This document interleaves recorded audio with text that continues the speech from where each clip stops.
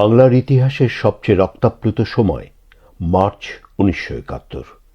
একই সঙ্গে এই মার্চই ইতিহাসের স্বর্ণোজ্জ্বল সময়। একদিকে মুক্তির আকাঙ্ক্ষায় বাংলার মানুষের গগনবিদারী উন্মাতাল স্লোগান, অন্যদিকে পাকিস্তানি হায়নার নৃশংস বর্বর গণহত্যার প্রস্তুতি। স্বাধীনতার নেশায় আসক্ত জাতিকে কি দাবিয়ে রাখা যায়? গণহত্যা, আগুন আর ধ্বংসের বধ্যভূমি থেকে বাংলার জনতা ফিনিক্স পাখির মতো উড়াল দিয়ে নীল আকাশে এঁকে দিল লাল সবুজ পতাকা। মুক্তির আকাঙ্ক্ষায় উদ্বেলিত জনতার সংগ্রামমুখর ঘটনাবহুল ১৯৭১-এর মার্চ নিয়ে বাঙালিয়ানার প্রতিদিনের আয়োজন রক্তস্নাত মার্চ। স্বাধীনতার ক্ষণ গণনায় আজ ২৭ মার্চ ১৯৭১ শনিবার। ২৬ তারিখ সারাদিন থেমে থেমে চলল গুলি শহরের এখানে সেখানে। রাতের আঁধার নেমে আসার সাথে সাথে গোলাগুলির আওয়াজও বাড়তে লাগল। ২৭ মার্চ ভোর পর্যন্ত প্রধান জল্লাদ মঞ্চ হল পুরনো ঢাকার অলিগলি। এছাড়াও মিরপুর, মোহাম্মদপুরেও চলল পাক সৈন্য আর অবাঙালিদের নারকীয় তাণ্ডব।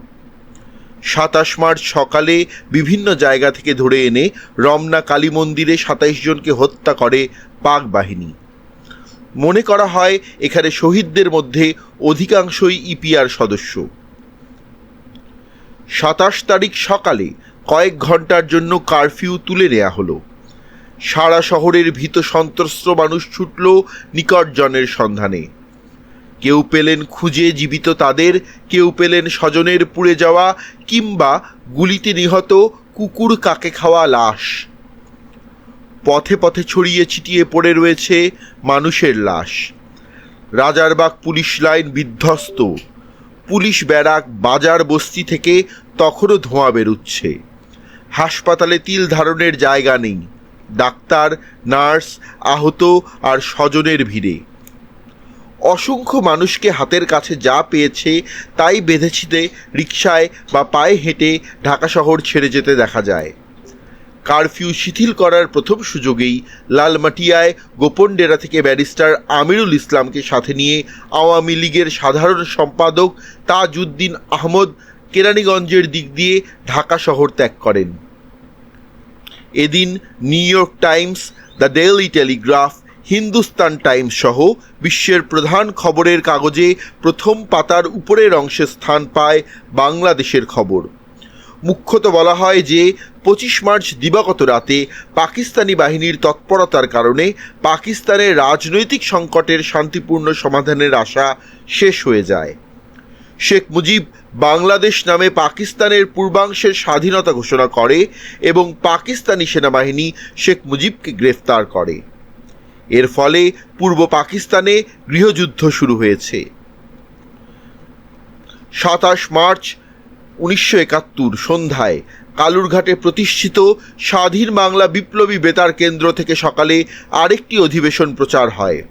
দুপুরে পটিয়া থেকে ফিরিয়ে আনা ৮ম ইস্ট বেঙ্গল রেজিমেন্টের মেজর জিয়াউর রহমান সন্ধ্যায় উপস্থিত রেডিও কর্মীদের অনুরোধে ইংরেজিতে শেখ মুজিবুর রহমানের নামে স্বাধীনতার ঘোষণা পাঠ করেন।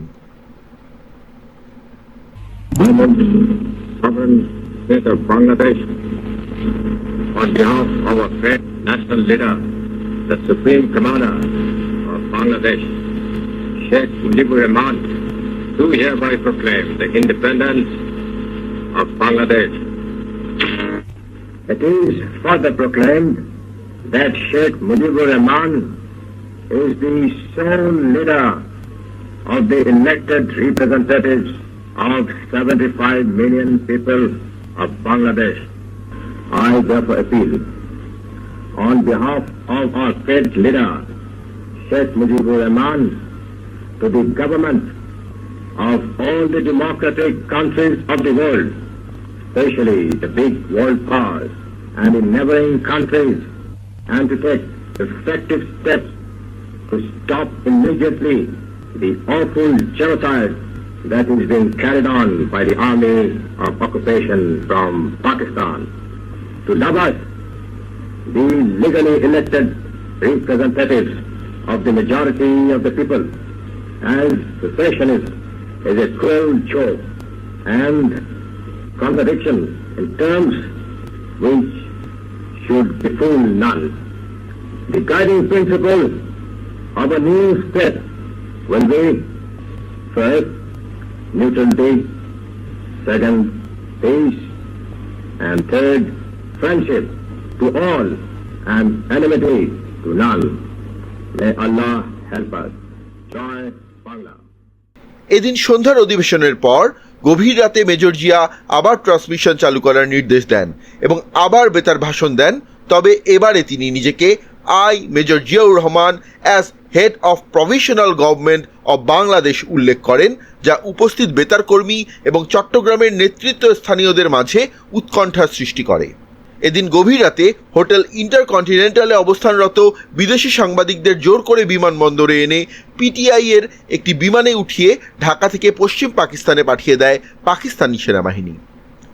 দুপুরে কারফিউ পুনরায় বলবৎ হওয়ার পর সন্ধ্যা থেকে আবারও ঢাকা শহর ও শহরতলির বিভিন্ন এলাকায় গুলির আওয়াজ শোনা যেতে থাকে। পাকিস্তান এয়ারফোর্স ঢাকা বেসের air officer commanding air commodore Mohammad Zafar Masud বা মিট্টি মাসুদকে জেনারেল টিক্কা খানের হুকুম অমান্য করে গণহত্যায় বিমান বাহিনীকে ব্যবহার করতে না দেওয়ার অপরাধে দায়িত্ব থেকে অব্যাহতি দিতে পশ্চিম পাকিস্তান পাঠিয়ে দেওয়া হয়।